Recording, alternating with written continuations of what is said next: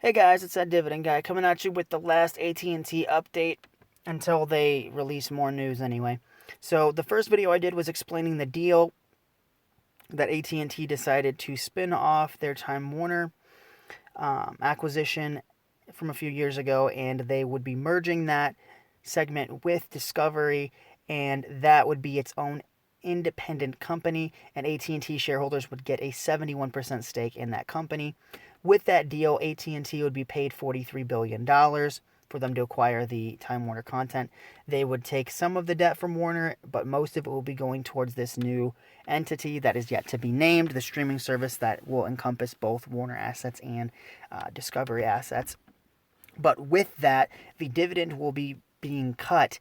I think too aggressively, back down to a 40% payout ratio, 40 to 43%, which according to the Dividend Diplomats video that I watched, which of course it can always change, but the ballpark new dividend for AT&T mid 2022 is going to be around 26 to 29 cents, I believe is the range. So, what's that mean for me? So, as you guys can see, I have 171 shares, about $5,000 in AT&T stock, and my average cost is $29.70, so below my average cost here.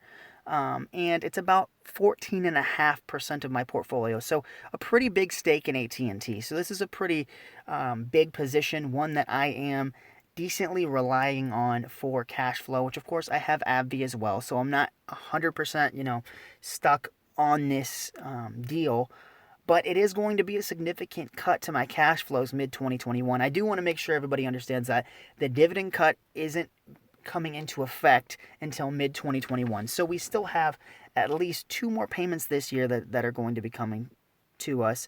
And then I believe, since it says mid, I'm guessing it's going to be in May of next year, so about the same time that the deal was announced, which is the beginning of May. So I believe we're going to have about another year of this 52-cent dividend before the cut. So to everybody who's sold out, which I did another video talking about how the markets reacted to this, which I can show you guys here. It got up to $33, above $33 a share on the news that they're spinning off Warner, because I think the market overall liked it. I think AT&T shareholders agreed that it needed to be spun off. But then that dividend got cut, that news that the dividend's being cut, and look at all the people that sold out. So that kind of brings me to today. So what am I planning on doing with my AT&T shares? I have 171 shares, as I showed you guys earlier, so this is a significant amount of cash flow that I'm getting, about $85, which will be cut down to like about $40 every quarter. So I'll be getting a pretty big reduction in my dividend income. But honestly, I'm not super worried about it. In my opinion, I think the acquisitions that AT&T have made in the past like 20 years even, back from AOL, then they did DirecTV. So AOL was bad all in all. Like, there was nothing really good that came out of that deal.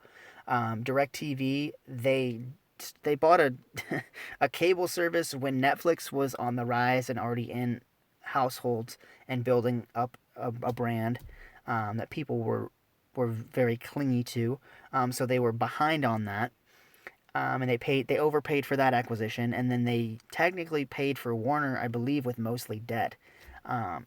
Either that, or they overpaid for it, and then when they took on the Warner debt, it just destroyed the balance sheet. So either way, I like Warner assets. I love Warner as a company. I think it's the second best entertainment company behind Disney, in my opinion.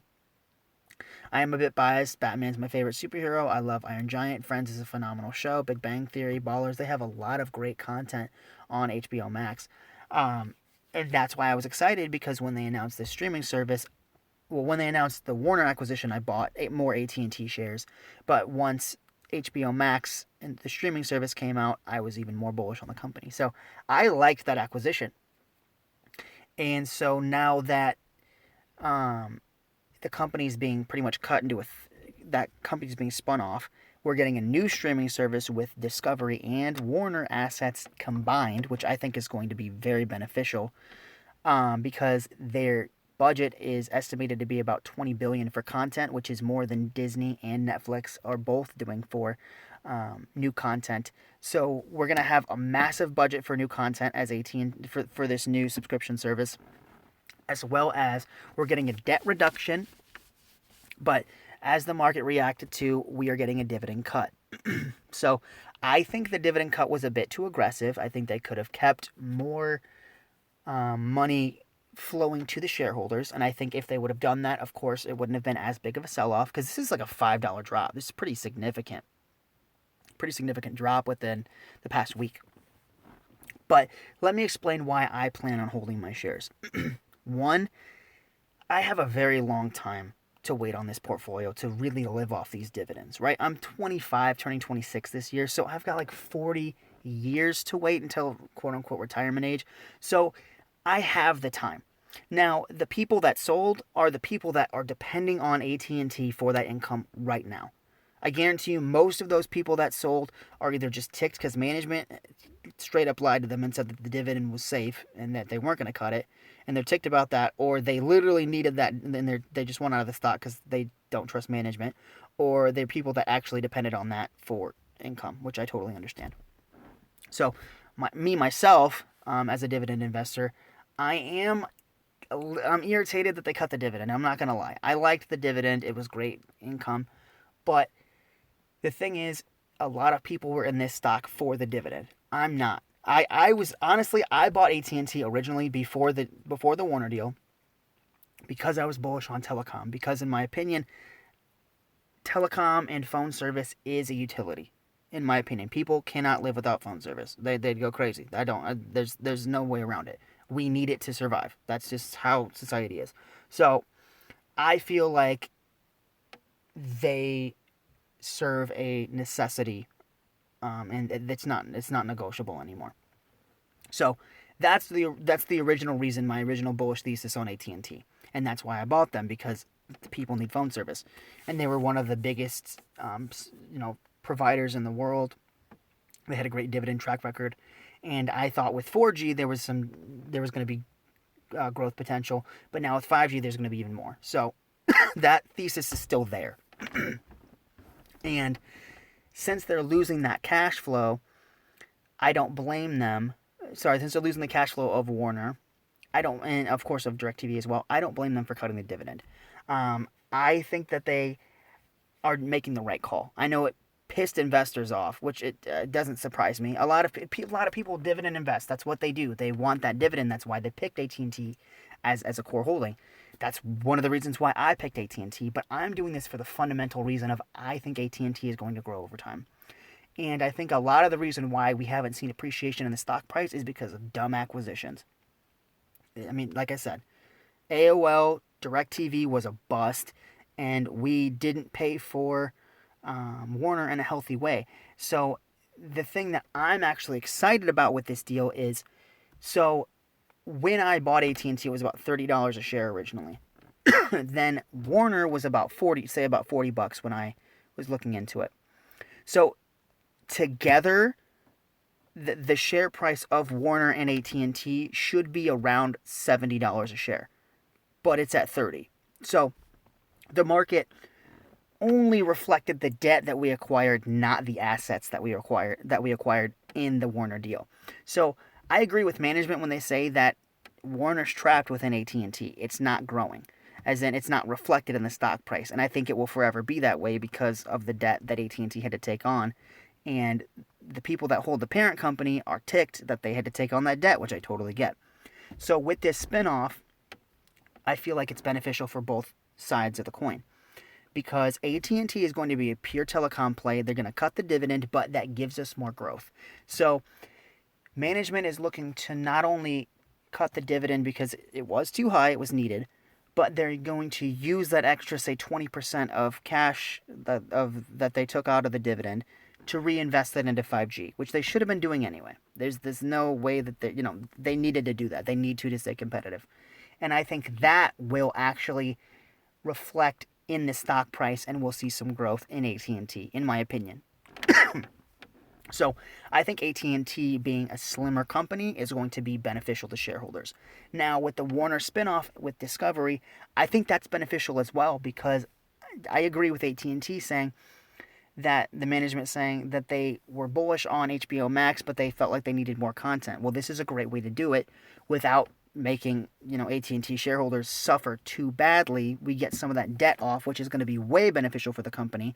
We're lowering the dividends so we can use the money from the spinoff plus the money that we cut from the dividend to build AT&T as a better telecom company. And then the cherry on top is we still have a healthy dividend that can grow year over year with plenty of more room to grow. And we're getting stake in this new company. And the thing is, we don't know a lot about this yet, but what we do know is they have Warner content and they also have Discovery content, and that's a very big deal. They both have independent streaming services. HBO Max, I believe, has around 65 million subscribers, and I think Discovery said it had about 15, so altogether it should be about 80, maybe 85. Well, around 80 million subscribers. So they're also estimating a budget of $20 million per, might have been, yeah, $20 million for content, which is more than Netflix and Disney spend. So, so we're going to be spending more on content. And the thing is, I feel like separately, these businesses are going to grow better independently, and they're going to reflect better returns overall. Because with Warner being trapped in AT&T, we didn't see any value. It didn't help the stock price. We did get the cash flows, but it wasn't really beneficial to AT&T shareholders and price appreciation of the stock. But I think with the Discovery merger, I think it's going to be a better offering and it's going to be a better overall streaming service. And I think we're going to get more customers, obviously, if those come together in a bundle. And I think it has more growth potential to become a bigger player in streaming, which then in turn is could either one, be a phenomenal growth company in the streaming service and really help AT&T shareholders out, because from what I understand in the deal, we are getting shares of this new company because we own majority stake. I don't know how much. It said about $15. They estimated the value is $15 per share of each AT&T share. So I don't know exactly what that's going. Like I said, there's a lot that we don't know about this deal, but what we do know is they're going to be spending a lot on new content. We're going to get share in this company, and it's poised to grow a lot. Streaming is the future, and I feel like it's better positioned now with Warner and Discovery together than it ever would have been under AT&T's leadership. So overall, guys, I'm bullish on this move. I think it's the right call. I think the dividend was too high. I think that we're getting the best, we're getting a clean of house, right? They made some dumb acquisitions, and AT&T shareholders really had to pay for it. And now this new CEO is coming in and cleaning house and making it a better, slimmer AT&T that's focused on what it's going to do best. And I think that we will see a better return on capital invested with 5G than we would with the dividend anyway, which then is going to lead to more cash flow, which is going to give us more dividend growth. And on top of that, I think that the streaming service will projected investment in new content. I think that will be a great growth catalyst for AT&T on top of the 5G.